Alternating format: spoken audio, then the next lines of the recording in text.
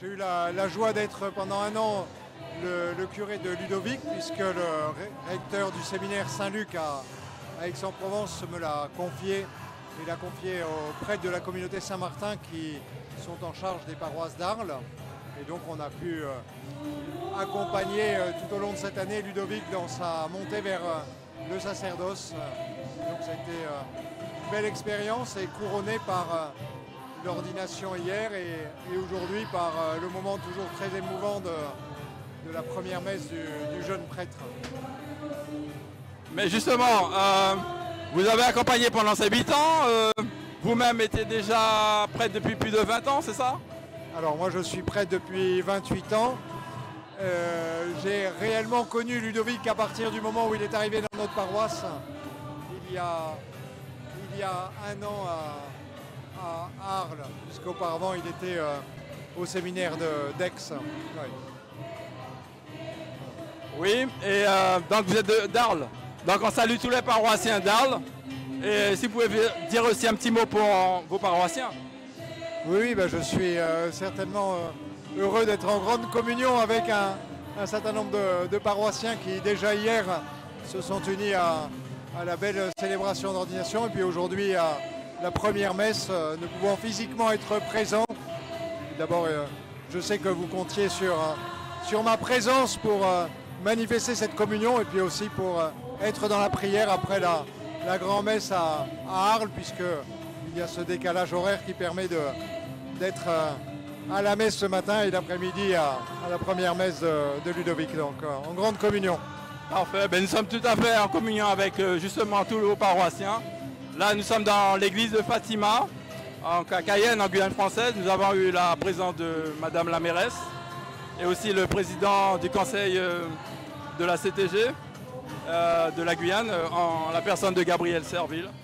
Je crois aussi que le recteur aussi du séminaire était là, le père Thomas, c'est ça? Tout à fait, le père Thomas Poussier qui a accompagné toutes ces années Ludovic et qui a fait le déplacement bien naturellement pour le présenter à l'évêque et pour attester aussi bien entendu qu'il était prêt pour l'ordination hier.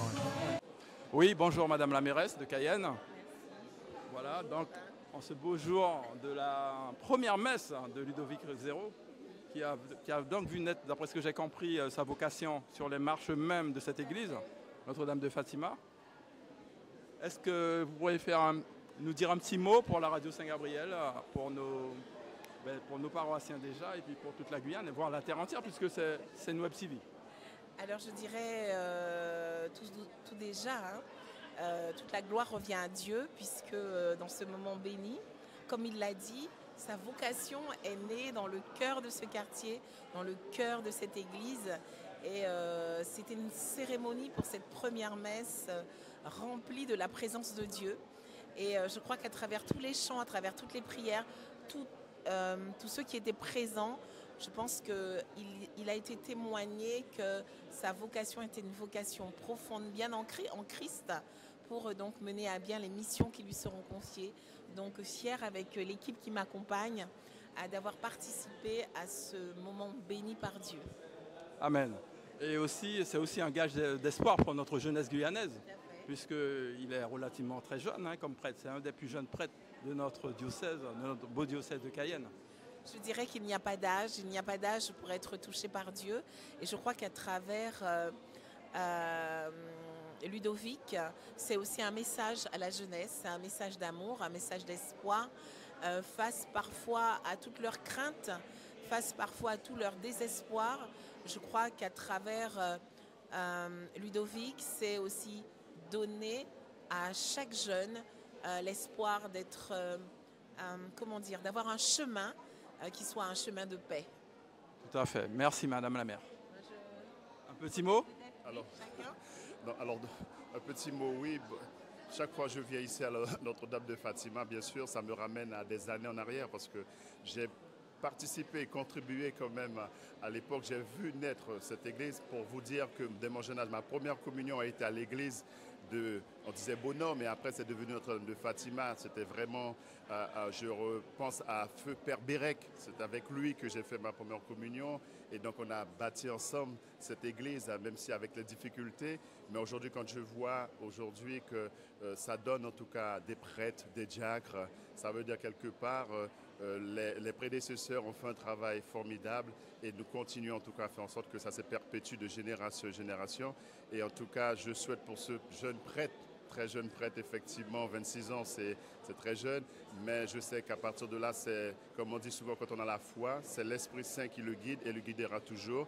Et puis ma fierté en tout cas, je sais qu'il a été affecté sur la paroisse également de Saint-Louis de Mirza, où j'exerce mes activités. Donc j'aurai l'occasion en tout cas de le côtoyer, de pouvoir travailler pour la moisson. Enfin, on dit souvent la moisson est abondante, les ouvriers sont peu nombreux, mais je contribuerai en tout cas à œuvrer avec lui. Merci mon frère. Alors, mesdames, puisque aussi, on fait aussi la belle place aux dames. Oui, Voilà. alors, Madame Cécilia Fabiola, conseillère municipale, j'ai en charge les monuments historiques. Vraiment, ce fut un moment riche en émotions, intense. Et comme disait Madame le maire, j'espère que vraiment, à travers Ludovic, il y aura d'autres jeunes, et Ludovic suscitera beaucoup d'espoir pour notre jeunesse. Vraiment, je me dis, notre jeunesse n'est pas tout à fait perdue parce qu'il reste encore de l'espoir. Merci Madame la conseillère. Nous allons passer... Bonjour à tous, Sylvie Rollon, conseillère municipale de la ville de Cayenne, élue au pôle cimetière. Ça me fait plaisir d'être là, surtout la famille Zéro, je les connais. Et on a été élevés ensemble au quartier Faubourg-Labri, Manguier. J'avais pas de sœurs et j'étais toujours avec les sœurs. On se promenait toujours ensemble. On allait à la maison chez eux. Voilà, ça me fait plaisir de voir Ludovic. Donc c'est vraiment familial. C'est vraiment une question, on sent vraiment votre émotion et votre cœur à cœur avec tout ce qui se passe, tout ce qui s'est passé aujourd'hui. Ah oui, et ça me fait plaisir pour Ludovic et non seulement pour son père aussi. Oui, qui était aussi présent, qui est aussi présent. Ah oui, et toute la famille, les sœurs et les cousines, je remercie beaucoup, beaucoup, beaucoup et que Dieu rende grâce à Ludovic. Amen, merci ma sœur. Merci madame. Bonne continuation. J'ai vu ici j'ai été enraciné. Et le paroissien qui a construit ce paroissien, je me souviens, puisque j'ai été élevé à Bonhomme, c'est pour vous dire. Donc même avec le président Gabriel Serville, nous étions pratiquement côte à côte. Donc j'ai vu vraiment naître cette église grâce à un paroissien qui s'appelait, on disait Monsieur Boileau. Et sa compagne était Madame Cécile. Avec Madame Cécile et Monsieur Boileau, nous avons effectivement, et moi j'étais jeune, donc avec la brouette, on transportait le sable, du ciment, les pierres, etc. Mais vraiment jusqu'à ce qu'on obtienne le clocher qui sonne jusqu'à maintenant, la bénédiction, grâce à Dieu. Et je suis fier parce que cette église de Bonhomme ne se trouvait pas ici, mais c'était un petit peu plus loin. Et ensuite, c'était sur la montagne. Et finalement, on a pu trouver ici. Et je peux vous dire que moi, j'ai vu naître et que chaque fois que je viens ici, c'est l'émotion remonte parce que je ne peux dire que contribuer et être avec, c'est quand même quelque chose de formidable. C'est une histoire. Et comme on dit, l'histoire reste pour que les autres sachent que forcément, l'église a été érigée, mais pas tout simplement, mais qu'il y a eu quand même des hommes et des femmes qui ont contribué, des paroissiens qui ont cru réellement pour que Bonhomme ait sa paroisse. Et aujourd'hui, eh bien voilà, la jeunesse en profite et continuera à en profiter. Merci. Amen, merci à vous. Bonjour mesdames. Excusez-moi de vous interrompre. C'est pour la radio Saint-Gabriel. Nous allons faire un petit témoignage pour la chorale qu'on félicite de sa prestation. Mais vous êtes participante. Bon, on va... Un petit sourire pour la caméra. Bonjour. Alors, je vous laisse vous présenter. Votre prestation, en tous les cas, était très belle. Merci beaucoup. On a pu participer. L'Assemblée a vraiment été très priante, grâce à vous, notamment. Merci. Et nous allons vous demander un petit témoignage. Nous chantons, nous étions ici de la chorale de Fatima. Et donc du coup, à certains moments, nous faisons des petites animations lorsque c'est possible. Mais tout ça pour la gloire de Dieu, c'est vrai que c'est bien, mais c'est lui qui nous donne la force, c'est lui qui nous donne la voix pour que l'on puisse chanter, pour qu'on puisse louer, pour qu'on puisse avoir de belles messes aussi. Merci. Voilà. Merci à vous. Bien, nous allons passer à notre organiste, pianiste, chanteuse, notre frère. Alors, un petit mot pour Radio Saint-Gabriel. Donc, nous sommes là avec un organiste, un de nos instrumentistes, on va dire ça comme ça, avec une de ses plus belles voix de la Guyane, qui a déjà chanté plusieurs fois, lors de plusieurs prestations dont j'étais présent d'ailleurs. Alors, un petit mot lors de cette première messe de notre frère, notre père maintenant, je crois qu'on peut dire père, Ludovic Zéro. Oui, alors c'est une immense joie déjà d'avoir pu célébrer cela avec lui. Et le Seigneur fait bien les choses et je sens vraiment que c'est un bon fruit. Donc voilà, c'est une grâce pour la paroisse et pour la Guyane. Merci. Et toi-même, comment as-tu pu vivre cette première messe? Parce qu'on dit toujours que la première messe, c'est vraiment la plus signifiante dans le sacerdoce d'un prêtre, d'un jeune prêtre, dans tous les sens du terme d'ailleurs. Et comment as-tu ressenti donc cette messe, notamment lors de son homélie et de son témoignage, puisqu'il a dit que sa vocation a même pris naissance sur les marches ici même? Oui. Pour avoir eu la chance hier d'avoir entendu son témoignage, donc voilà l'histoire, j'ai vraiment ressenti beaucoup de paix, beaucoup de joie, de sérénité. Et les paroles, son homélie c'était très précis. Et voilà, c'est à méditer encore. Et je suis très heureux aussi de l'exercice qu'il a pu donner. Et de façon à ce que je puisse faire cela. Parce qu'il est vrai que déjà la masculinité, en tant qu'homme, on pense qu'on peut faire les choses soi-même. Et que le fardeau est souvent trop lourd. Et que vraiment, il faut les déposer au Seigneur pour pouvoir avancer et être dans la joie. Merci à toi. Merci. Nous allons passer donc je crois que c'est toi qui as fait le psaume ce matin.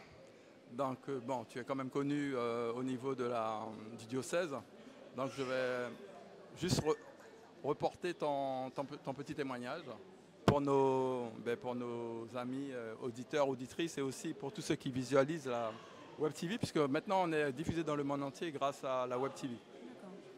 Bien, déjà bonjour à tous, je suis très contente d'avoir pu conduire cette messe. Merci Seigneur pour cette belle grâce pour Ludovic. Je l'ai vu grandir personnellement et j'étais là quand il est tombé. C'est beau parce que je l'ai connu petit et le voir aujourd'hui devenir prêtre, c'est magnifique. Moi je suis vraiment contente, je suis émerveillée par la puissance de Dieu, par ce beau témoignage, par la présence de Dieu. Et son homélie était juste magnifique. Son homélie était parlant. Il avait les bons mots, les bons phrasés. Tout était parfait. Et il l'aide. Par son homélie, il a beaucoup aidé à la réflexion, à changer les choses. Mais vraiment, il nous a montré à quel point le Seigneur est bon dans son homélie et ce que le Seigneur attend de nous. Dieu veut juste qu'on lui donne nos fardeaux, toutes les choses. Et franchement, merci du fond du cœur, Ludovic. Je suis fière de toi. Je suis personne pour le dire, mais moi je suis tellement contente pour toi, tu n'imagines même pas à quel point. Et c'était un honneur pour moi d'être présente aujourd'hui pour ta messe, ta première messe. C'était vraiment un honneur. Merci du fond du cœur. Merci à vous. Ça se ressent. Merci bien. Je crois qu'on va partir vers une autre paroissienne. Alors, je crois que c'est Monique, Monique qui est Myriam, pardon, qui est un des piliers de l'église de Notre-Dame de Fatima. Je suis un pilier. Toujours présente parmi nous. Non, mais après mon AVC, je ne fréquente plus cette paroisse-là, j'ai déménagé, je suis à Saint-Antoine. Mais comme c'était un ancien de la paroisse qui est devenu prêtre, je voulais quand même assister. Normalement, je ne devais pas. Avec la grâce de Dieu, j'ai pu assister. Amen. Et d'autant plus qu'il a lui-même témoigné que c'est grâce à vos prières, notamment, qu'il en est là aujourd'hui. Oui, on a beaucoup prié pour lui. Et puis, avec la grâce de Dieu, il est parvenu. Et puis, il a eu une très belle messe. une belle animation, son homélie impeccable. Vraiment, il m'a donné un peu d'émotion, mais bon, je me suis retenue. Bien, merci. En tous les cas, si vous avez un mot à adresser pour nos paroissiens qui regardent la web TV ou à Ludovic lui-même, hein, parce que je suppose qu'il va regarder cette émission, et ça lui ferait plaisir, quel serait votre message pour lui? Eh bien, je dirais surtout de regarder comment Ludovic a toujours gardé sa foi. Il a fait une très belle homélie. Et puis prenez exemple sur lui, gardez toujours votre foi. Et ayez toujours confiance en Dieu, parce que c'est lui qui nous apporte plein de choses. J'en peux témoigner, je sors d'un AVC, normalement j'aurais dû être sous la terre, et je suis là. Amen, merci Seigneur. Merci Seigneur, je dis tout le temps merci Seigneur, même les médecins ne comprennent pas, mais bon. Je le dis, c'est le Très-Haut qui fait que je sois encore vivante. Merci pour votre témoignage, amen.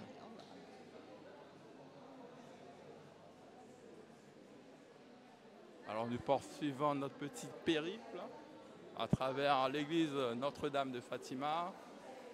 Je crois que nous allons vers une paroissienne aussi bien fidèle. Mais juste avant, je crois qu'on va faire une petite halte auprès de la famille de Ludovic Zéro. Je crois que c'est son père. Vous êtes Monsieur Zéro, c'est ça? Oui. Voilà, c'est la radio Saint-Gabriel, donc c'est juste pour faire un petit témoignage. Suite à la première messe quand même de votre fils, quelle est déjà votre émotion, quel message aurez-vous à porter pour notre jeunesse guyanaise déjà, et aussi par rapport à ce que votre fils est devenu aujourd'hui, grâce à vous, puisque vous êtes son père aussi? Oui, et pour moi, c'est une grande joie, et puis j'espère qu'il y aura d'autres jeunes qui pourront le suivre aussi et suivre le même chemin. Et puis, je lui souhaite bon courage, longue vie et puis bonne route. Mais puis j'espère que les autres jeunes aussi vont essayer de suivre. Mais sinon pour moi, personnellement, ça va. Je serai toujours là pour lui, pour eux. Et puis, étant que mon vivant, je vais essayer de le soutenir le temps de mon vivant, et puis je verrai. Mais puis j'espère qu'il verra par lui-même par la suite. Amen, merci. En tous les cas, merci pour nous avoir donné, surtout à la Guyane votre fils, aujourd'hui qui est le plus jeune prêtre de Guyane aujourd'hui. Oui, et puis j'espère qu'il y aura d'autres qui vont suivre aussi, parce qu'il y a pas mal de petits jeunes qui croient, mais moi aussi je crois, mais je ne suis pas trop égoïste, mais ça ne m'empêche pas de l'aimer comme tout le monde, aimer les autres qui vont le suivre aussi, et puis voilà. Je vais essayer de faire des efforts, de venir de temps en temps, et puis voilà. Amen, merci Seigneur. Bonjour, je crois que c'est aussi la famille. Oui. Alors la cousine, Alors nous allons prendre un petit témoignage de la cousine. Quelles sont vos impressions aujourd'hui suite à la première messe auquel vous avez assisté? Il est même tombé sur les marches. C'est ce jour-là qu'il a compris qu'il était appelé à être prêtre. Qu'est-ce que ça vous fait dans le cœur?